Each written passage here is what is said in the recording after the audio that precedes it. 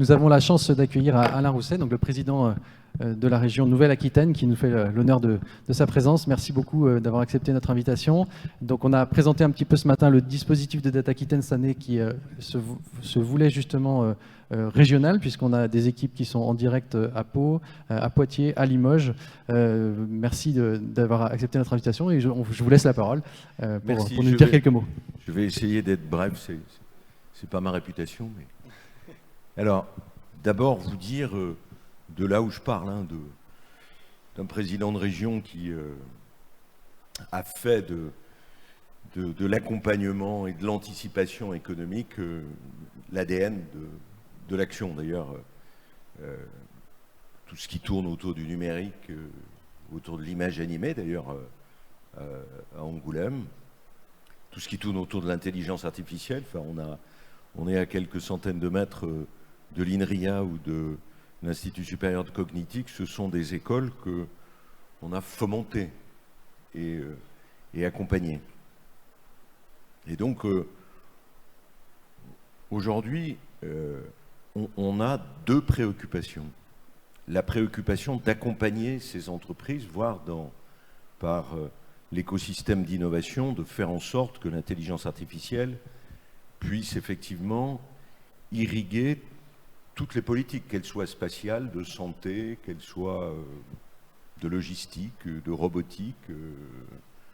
Et il ne se passe pas de semaine sans que l'on ait de beaux projets qui viennent se présenter. On en a eu un cette semaine très intéressant sur la logistique et la façon avec laquelle les robots de récupération des colis, par exemple, peuvent interopérer entre eux. On a, il y a quelques années, accompagné un projet autour des essaims de drones. Comment faire en sorte que pour accompagner la sécurité incendie, dans le cadre de grands incendies de forêt, on puisse avoir une surveillance qui préserve les pompiers et qui en même temps, en temps réel, surveille l'évolution de l'incendie. Si un drone tombe, un autre prend automatiquement sa place. On a aussi dans le domaine de la santé une évolution assez incroyable. On a Sophia Genetics à Bayonne. Je ne sais pas si cette entreprise vous dit quelque chose, qu'on a fait venir de l'école polytechnique de Lausanne et qui rapproche avec les données, la massification des données, à la fois la typologie des tumeurs cancéreuses et l'efficacité des traitements par rapport à la personnalité des patients. On a aujourd'hui des technologies non invasives qui permettent, avec l'intelligence artificielle, de voir si telle ou telle anomalie corporelle est cancéreuse ou non, sans forcément recourir à la biopsie. Donc on voit bien qu'il y a là, dans beaucoup de domaines, des progrès énormes qui peuvent être apportés. On a un défi, assez récemment, vous savez que l'Aquitaine est une région, la Nouvelle-Aquitaine est une région du spatial, moins sur les satellites, plutôt sur la propulsion. Or, la couverture planétaire par les satellites pose des problèmes. Pose des problèmes de sécurité, pose des problèmes de verdissement de la propulsion. Et si l'on veut avoir une interopérabilité dans les essaims de satellites, il faut utiliser l'intelligence artificielle. Et là, on a des défis à relever qui sont énormes. L'agriculture, par exemple. L'agriculture. On parle de la sortie des pesticides et nous fomentons cette sortie des pesticides avec le monde agricole et avec les entreprises de biocontrôle. Mais ça va supposer ce qu'on appelle l'agriculture intelligente. Jusque-là, quand vous avez toujours l'arrivée d'une zone humide, d'une période humide, on traite préventivement la vigne, avec les problèmes d'environnement des personnes qui sont autour. Comment on est capable de ne traiter, comme on le fait pour la médecine humaine, de ne traiter que la partie qui est touchée. De telle sorte qu'on va traiter quelques mètres carrés plutôt que quelques dizaines d'hectares. Donc réduction massive des pesticides. On voit que tout cela fait sens, d'une certaine manière. Comment on est capable de supprimer le glyphosate, qui est une saloperie, comme chacun le sait, parce que ça pollue aussi les nappes, voire même, c'est le cas pour l'agriculture biologique, de diminuer le cuivre, qui est en tonnes par hectare, par des traitements précis. C'est en fait, si je voulais cette allégorie humoristique, c'est en fait comment on remplace le rosier qui était au début des ronds de vigne et qui alertait par l'intelligence artificielle mélangée à la robotique. Donc on voit les... J'entendais l'intervention sur les problèmes de l'emploi et de lutte contre le chômage ou d'accompagnement des chômeurs. Je pense que c'est ça, madame, que vous évoquiez. Alors nous, on a commencé à travailler avec des entreprises comme Joby Joba.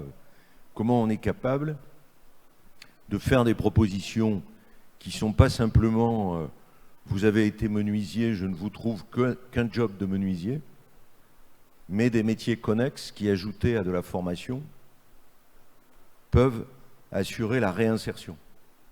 Donc le champ est total.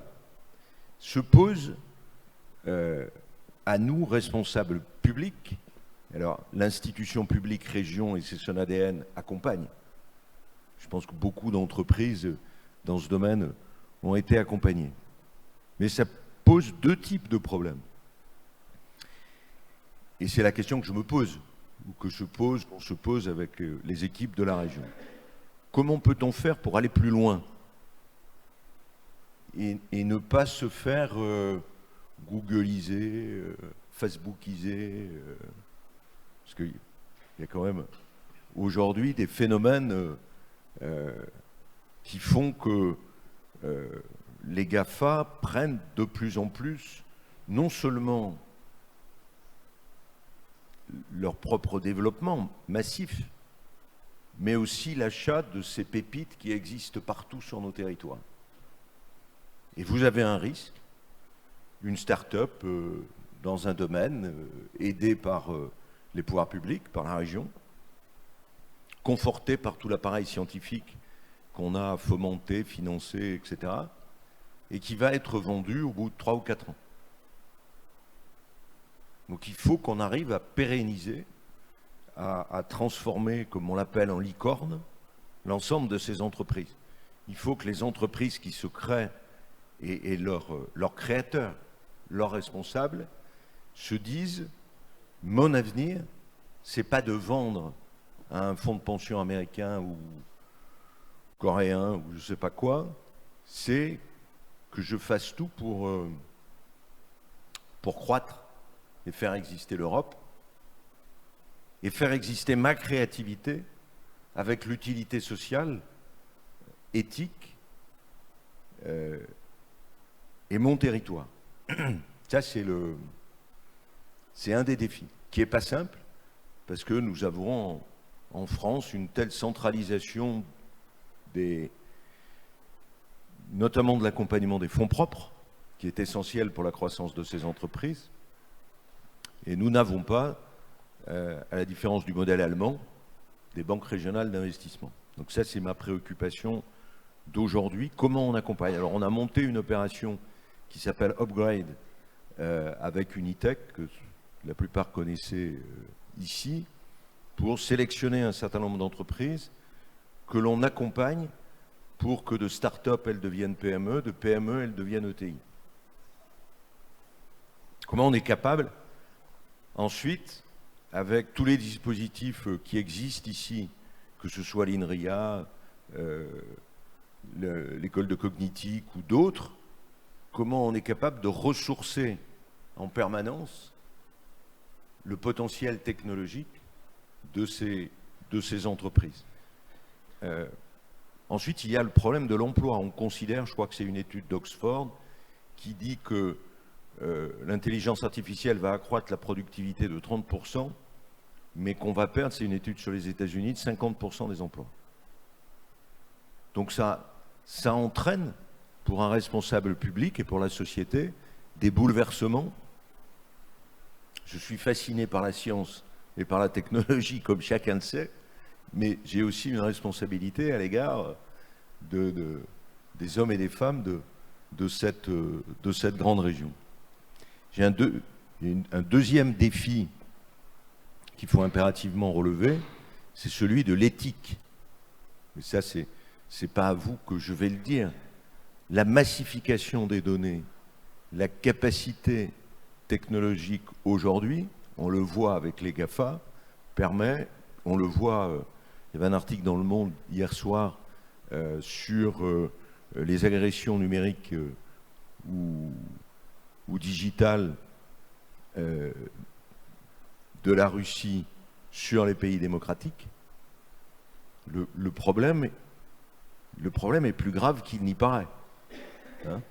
Vous avez vu le résultat des élections sur le Brexit, aux États-Unis. On ne peut pas ne pas se poser ce type de questions. On sait que l'IA est la 4e révolution industrielle, d'une certaine manière. C'est en même temps une façon de faire la guerre. Regardez ce qui se passe entre la Russie et l'Ukraine aujourd'hui, avec des fake news en vidéo sur de supposées agressions de l'Ukraine à l'égard de la Russie. Donc on est vraiment dans un domaine, le pillage des données de santé en est un autre. Donc il faut sûrement que la législation, mais ça ne peut se passer qu'à l'échelle au moins européenne, peut-être au niveau de l'ONU, évolue. Sinon on va se trouver dans une forme d'e-démocratie ou d'IA-démocratie qui est importante. D'où aussi la nécessité de protéger ces données. Et nous sommes en train de structurer autour d'un certain nombre de sociétés, dont Tetris de Pessac et d'autres, CERMA, etc., un travail d'accélération des protections de données, de lutte contre la cybercriminalité ou les cyberattaques. Ça, c'est un problème important qui se joue en démocratie et qui... regardez ce qui se passe aujourd'hui, ce qui se passe au Canada avec cette révolte contre le pass sanitaire, contre un certain nombre de points, ce qui devrait se passer ce week-end, même si la manifestation n'aura pas la même ampleur. Ces données le pass sanitaire, tout ça doit être extrêmement régulé, pensé et réfléchi. C'est pour ça que, comme on l'a fait pour le climat, vous savez que pour le climat, on a une audace, me semble-t-il. On a réfléchi avec 450 scientifiques sur l'objectivation, la documentation du réchauffement climatique dans une région. Alors certes, les nuages arrivent d'Espagne, de l'océan, mais en même temps, il y a une réflexion spécifique dans une région pour voir ses conséquences sur l'eau, sur la vie humaine, sur le réchauffement climatique. Et donc, on envisage de créer aussi une forme d'assemblée scientifique qui comprenne bien mieux que moi le numérique, le digital, l'IA, etc. Parce que je ne vous ai pas dit, mais je suis totalement électronique. Enfin, totalement. Mais je m'entoure quand même. Et donc essayer de réfléchir avec les scientifiques qui sont à la pointe, pas simplement de sciences dures, mais aussi de sciences humaines, de voir comment on peut, à l'échelle d'une région,